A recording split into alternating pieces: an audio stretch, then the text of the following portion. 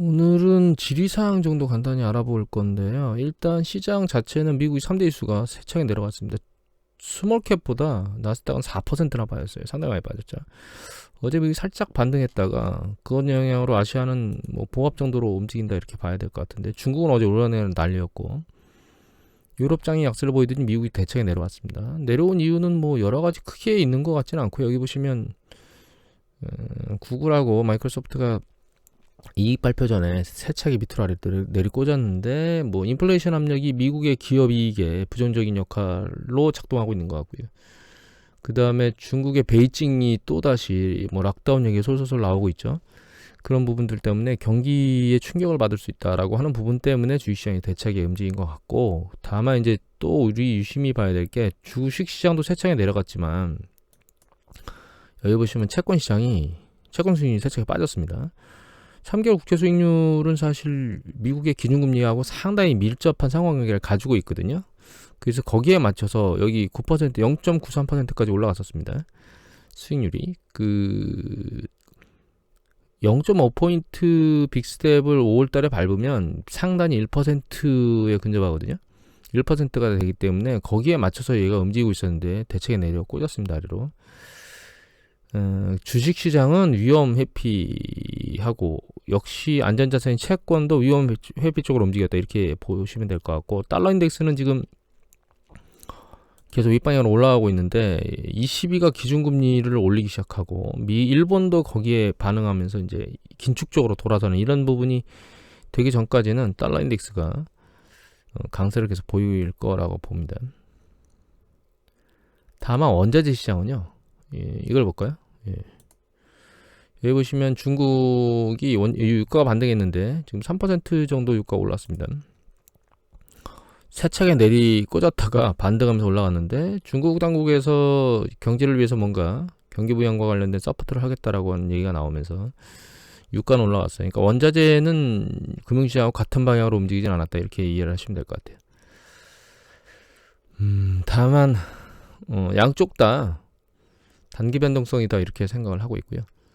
S&P 500 지수가 저점을 안 뚫을 거라고 생각했는데, 이게 반등을 하다가 이게 좀 힘을 잃더라도 좀 머리를 들고 조정을 받았으면 저점을 안 뚫을 생각을 할 건데, 지금은 저점이 뚫릴 것 같습니다. 나스닥은 뚫렸고요. 아직 생각이 바뀐 건 없는 게, S&P 500 지수 4천선에 근접하면, 4천선을 뚫거나 4천선에 근접하면 추가 매수를 할 수 있겠다라는 생각을 아직도 하고 있습니다. 베이징이 좀 더 일찍 상황이 발생하면서 결과적으로는 시장의 불안정성을 더 키우고, 이렇게 해소되기 전에 추가로 이제 엎은 거죠. 하나 더. 상하이 쪽이 이제 일정 부분 해결될 때까지 중국 당국이 그러니까 중국 상황이 좀 나쁜 상황이 발생하지 않고 진전이 돼야 되는데, 그렇지 않은 방향으로 지금 계속 움직이고 있거든요. 이게 악재일 수도 있고 호재일 수도 있는데, 중국 당국이 이렇게 계속 하는 게 봉쇄만 하는 걸로 해결이 안 된다라고 하는 걸 느끼기 전까지는 이런 상황이 계속 발생할 건데, 상하이, 베이징 전국을 다 막아도 실제로 잘 되지 않는구나 라고 이해하려면 전국을 다 막아봐야 되겠죠. 그런 쪽으로 움직이고 있는 게 아닌가 이런 생각을 하고 있습니다. 오늘은 댓글 답변을 좀 드릴 건데, 댓글에 이런 얘기가 나왔습니다. 기술주, 그러니까 나스닥이 S&P 이제 향후에 반등할 때 나스닥이 S&P 500만큼 반등할까요? 라고 하는 질문이었거든요. 이건 예전에 잠깐 말씀드렸었는데, 오늘 이제 그 부분을 볼게요. 그거 보기 전에 하나를 좀 더 볼까요? 테슬라입니다. 테슬라가 12% 빠졌거든요.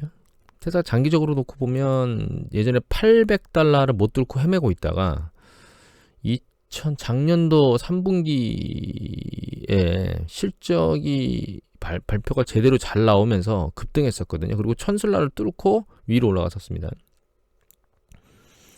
그런데 그게 $1000를 버티지 못하고 붕괴되고 내려왔죠. 올라갔다가 테슬라의 일론 머스크가 나 일부 팔 거야 라고 얘기하면서 밀려 내려왔다가 다시 반등했었는데 밑으로 다시 밀려 내려왔습니다. $800대로 다시 밀렸는데, 테슬라 퍼배수가 지금 130배입니다. 아직도. 이게 애널리스트들이 이게 $300대를 얘기하는 사람도 있었고 $1500를 말하는 사람도 있었거든요. 그러니까 극을 달리고 있는 애널 목표가에서 말하듯이 과연 이 배수가 정당한 것인가 라는 부분은 계속 물음표를 찍습니다. 저 개인적으로. 언젠가는 붕괴될 겁니다. 얘가. 붕괴는 안 되더라도 최소한 상승 강도가 떨어지고 더 이상 추세적인 상승 강도를 유지하지 못하는 이런 시기가 오겠죠. 사실 우리가 테슬라를 보면서 저는 생각해야 되는 게 물론 테슬라 기업에 문제가 있다라고 하는 것, 성장하지 않을 것이다 이런 부분은 아닙니다. 넷플릭스가 테슬라를 긍정적으로 보고 있는 사람들이 봐야 될 주식이라고 생각을 하고 있습니다. 테슬라도 그렇고 넷플릭스도 그렇고 사실 코로나 팬데믹으로 인해서 테슬라 같은 경우는 정책적 변화가 있었죠. 전기차를 대규모로 각국에서 갖다가 써야 되겠다고 하는 그런 부분들의 변화가 있었고, 그러니까 우리가 기후 때문에 화석연료는 줄이고 그거를 위해서 정책적으로 전기차를 확 밀어주는 이런 패턴이 있었기 때문에 그것 때문에 이제 급증한 현상이 있었고, 물론 그 전부터 약간 움직임이 있었지만 전체적으로 폭발적으로 상승은 그거였죠.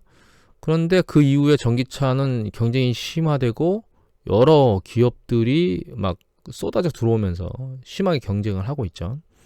넷플릭스는 그냥 상황이 그렇게 만들었습니다. 사람을 못 나가게 만들었고 모이지 못하게 만들어서 그것을 해소하기 위해서 사람들이 스스로 알아서 OTT 시장으로 들어왔죠.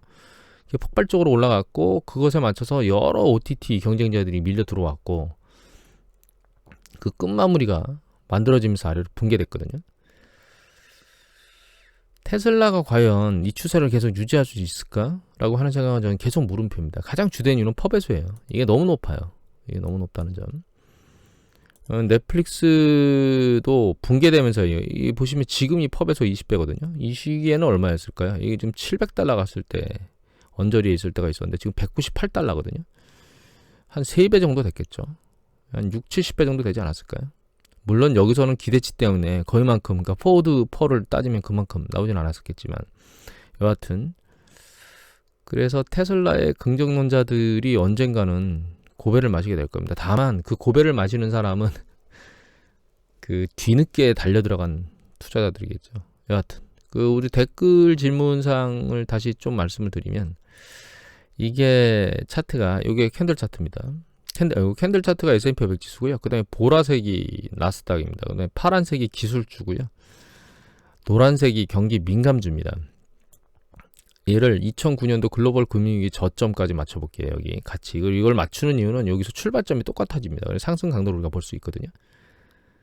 저점을 맞췄거든요. 이렇게 맞추면 보시면 이 순서대로 보면 이게 2015년도 때 여기를 비교하기 위해서 맞춘 거거든요. 왜냐하면 이때 기준금리를 올렸습니다. 미국에서. 그러니까 금리 인상 전과 후를 나누기 위한 건데, 금리 인상 전까지는 S&P 500 지수, 그 다음에 기술주, 그 다음에 나스닥, 경기민감주 요 순서대로 올라갔거든요. 그러면 글로벌 금융이 흔들리고 난 요 뒤로 기준금리가 올라가는 요 시기를 우리 한번 맞춰볼까요? 여기입니다. 잘 안 보이네. 여기입니다. 여기를 맞춰볼게요. 너무 짧으니까 이렇게 확대해서 맞춰볼까요? 자, 맞췄습니다. 보시면 여기까지만 볼게요. 여기까지만. 상승 강도를 계속 유지했던 여기 조정 국면 전에 여기 보시면 이게 S&P 500, 이게 민감주, 이게 나스닥, 여기 기술주예요. 생각해보면 이 시기에 금리 인상이 계속됐거든요. 금리 인상에도 S&P 500 지수보다 나스닥, 기술주가 더 많이 올랐죠. 그럼 조정받은 뒤에, 여기 뒤에 후반부 여기도 맞춰보면, 자, 조정받은 이후에 세차게 올랐죠. 민감주하고 S&P 500 지수 거의 비슷하고요. 그 다음에 나스닥 기술주예요. 우리가 금리 인상하고 기술주하고 상관관계가 있어서 뭐 금리가 올라가는 것 때문에 기술주들이 밀린다 이런 얘기들을 보도들 계속 보잖아요. 물론 그 개별주하고 이거는 섹터기 때문에 다른 문제입니다. 기술주를 보면 이게 기술주거든요. 여기 보면 애플, 마이크로소프트, 엔비디아, TSMC 이런 것도 쭉 나오죠. 주로 이제 여기 보시면 전기전자 제품하고 소프트웨어, 그다음에 반도체 관련된 것도 이런 기술주들이잖아요. 이런 이 섹터들의 움직임이 상대적으로 다른 것보다 S&P 500 지수보다 좋았다는 걸 우리가 알 수가 있습니다. 그러니까 기준금리 인상이 그 기술주에 영향을 미친다? 이런 거는 좀 우리가 생각하지 않아야 될 것 같고, 그 다음에 나스닥 같은 경우가 이게 나스닥 100이거든요. 나스닥 100인데 우리 상단에 기술주 나스닥에 보시면 나스닥에 있는 뭐 몇 가지 요소들 중에서 다 보면 반도체라든가 그런 내용 기업들이 많아요. 물론 여기 보면 이제 테슬라도 있고 전기차 관련된 것들도 들어가 있죠. 루시드도 그렇고. 루시드는 규모가 작기 때문에 제한적이고 테슬라가 규모가 크기 때문에 요게 좀 문제이긴 한데 이제 왜 문제라고 말씀드리면 아까 말씀드렸듯이 여기 보면 테슬라의 퍼배수가 지금 100배가 넘잖아요. 근데 이게 지금 전 시가총액이 한 여기 빌리언입니다. 그냥 읽어드릴게요. 1002 빌리언입니다. 그러니까 1조 달러 정도 좀 넘는 건데 아마존이 한 1조 5천억 달러 정도 되고요. 근데 요것보다 이 뒤에 가보면 여기 기술주 섹터로 놓고 보면 뭐 애플 같은 경우에는 뭐 2조 6천억 달러고 마이크로소프트가 2조 1천억 달러 정도 되기 때문에 사실 테슬라 규모가 그렇게 큰 건 아니에요. 우리나라 삼성전자에 차지하는 지위만큼 가지고 있는 건 아니거든요. 나스닥에서. 물론 얘가 빠지게 되면 상대적으로 좀 규모가 있긴 하죠. 그래서 나스닥이 상대적으로 테슬라가 세차게 조정을 진짜 세차게 받으면 영향이 있을 수도 있겠지만 그렇다 해서 S&P 500 지수의 상승 강도만큼 못 올라갈 것이다. 금리 인상 때문에 라고 하는 얘기는 제 생각에는 안 맞는 것 같고요.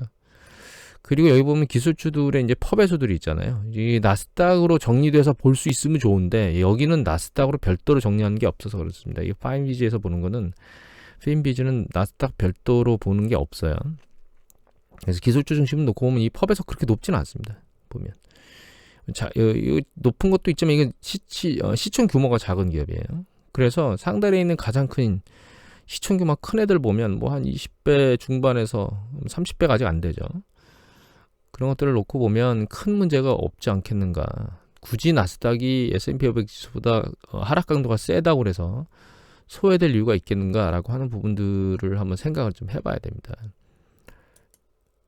물론 우리가 이제 이때 보면 이게 글로벌 금융위기 출구 전략 할 때쯤이거든요. 보시면 캔들 차트가 S&P 500 지수고 요 보라색 차트가 나스닥이에요. 잘 보시면 기준금리 인상이 2015년 12월 달에 있었거든요. 요원저리에. 근데 여기 고점 기준으로 맞춰보면 나스닥이 더 많이 내려왔습니다. 나스닥은 여기서부터 여기까지 내려왔고 S&P 500 지수는 여기서부터 여기까지 내려왔거든요. 그렇기 때문에 지금 나스닥이 하락 강도가 세잖아요. 그 다른 거 아니에요?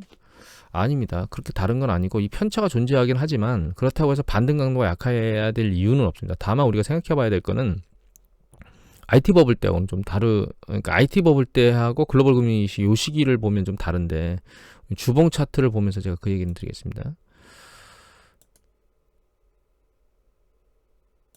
요거 주봉이거든요. 주봉으로 놓고 보면 이게 캔들 차트가 S&P 500 지수고 이 보라색 차트가 나스닥인데 S&P 500 지수는 보시면 상승 강도가 일정 부분 조정받고 나서 일정 부분 올라오는 강도를 유지하면서 올라왔거든요. 근데 여기 보면 나스닥은 조정 이후에 이 강도가 직전에 올라왔던 강도를 벗어나서 아주 세차게 올라갔어요. 그죠? 그리고 나서 사실 IT 버블 조정 이후에 다시 반등한 뒤에 이 고점이 예전에 있었던 고점을 올라가지는 못하고 아예 S&P 500 지수 수준을 놓고 보면 S&P 500 지수는 전고점 수준까지 갔지만 나스닥은 그러지는 못했거든요. 근데 좀 전에 말씀드렸던 이 상승 강도가 대차게 벗어나면서 벌어졌던 이 현상들이 사실은 없었다면 나스닥도 고점 언저리 정도까지는 왔다고 볼 수 있습니다. 그리고 또 한 가지 우리가 이해해야 될 건 IT 버블 때 이때는 여기서 소멸된 기업들이 많이 존재했죠. 그러니까 아직 기술이 완성화되지 않아서 그것이 기술이 실적과 매출로 이루어지지를 않고 소멸된 기업들이 많았었거든요. 근데 지금은 우리 이 나스닥 상승 강도가 높은 거는 맞는데 이 높아서 이제 붕괴되는 지금 조정받고 있는 이 시기에 소멸되는 기업이 있느냐라는 생각을 한번 해보셔야 돼요. 그러니까 지금 이게 대차게 조정받고 나서 움직일 때 반등할 때 여기서 소멸되는 기업이 있느냐? 소멸되는 기업이 없죠. 이 나스닥 100에 여기서 소멸되는 기업이 있겠느냐를 한번 생각해 보십시오. 물론 로시드 같은 기업들은 날아갈 수도 있습니다. 뭐 지금 조정에서 조정받는 시기에 날아가겠느냐 그건 아니지만 그렇게 할 수도 있지만 이게 시총이 작기 때문에 큰 문제가 안 생기는 거고 테슬라라고 하는 기업은 시총도 크고 펍에서도 높잖아요. 하지만 이 기업은 소멸될 기업이 아니에요. 그래서 결과적으로는 과거에 IT 버블 이후에 글로벌 금융위기 터지기 전까지 나스닥이 반등한 이후에 다시 정상적으로 회복을 못했거든요. 그러니까 그때처럼을 생각해 보면 나스닥이 반등이 약할 겁니다. 생각보다는. 혹은 다음번 경기 저점을 찍고 나서 반등했을 때 나스닥이 이것처럼 직전 고점보다 한참 못 미치는 이런 현상을 보일 것이다 라고 생각하는 거는 좀 무리가 있다. 이렇게 생각해서 정리를 하면 조정 이후에 나스닥이 상대적으로 반등 강도가 약할 이유는 없다. 그러니까 예를 들면 뭐 S&P 500 지수의 반등 수준 정도까지는 올라올 이유가 충분히 존재한다. 다만 테슬라가 일정 부분 영향을 미칠 수 있는데 테슬라가 뭐 전체 다 시총의 상당히 많은 부분들을 차지하는 건 아니고 그보다 높은 뭐 애플이라든가 그죠? 그다음에 애플이라든가 다른 기업들이 존재하기 때문에 그러니까 반도체 관련된 기업들 존재하기 때문에 크게 굳이 그렇게까지 우리가 고민해봐야 될까라는 생각을 해봐야 돼요. 그리고 한 가지 더 말씀드리면 이 아크펀드 있죠. 여기다 아크펀드 한번 넣어보겠습니다. 얘기를 짧게 한다고 길어지는데 아크펀드가 기술 쪽 관련된 나스닥 쪽 관련된 기업들 중에서 중소형 기업들에 상당히 많이 들어가 있는 그런 기업이거든요. 이 아크펀드를 보면 아크펀드가 세차게 내려와서 못 올라가고 있었죠. 블랙으로 바꿨습니다. 이게 안 나타나는 이유는 지금 차트가 없어서 그래요. 여기 보시면 아크펀드 여기에 정점을 찍고 세차게 내려오고 있잖아요. 근데 여기서부터 정점을 찍고 내려오는 과정 중에 여기 보면 나스닥은 계속 올라갔죠. 여기서부터 여기까지로 보면 그죠? 여기서부터 여기까지 밀려 내려올 때 나스닥은 계속 올라갔잖아요. 그러니까 중소형주에서 거품이 꺼질 만한 건 다 꺼졌고 그런 것들이 나스닥 기업에는 나스닥 전체 지수에는 영향을 못 미친다. 이렇게 이해를 하시면 될 것 같아요. 오늘은 이것을 마치도록 하겠습니다.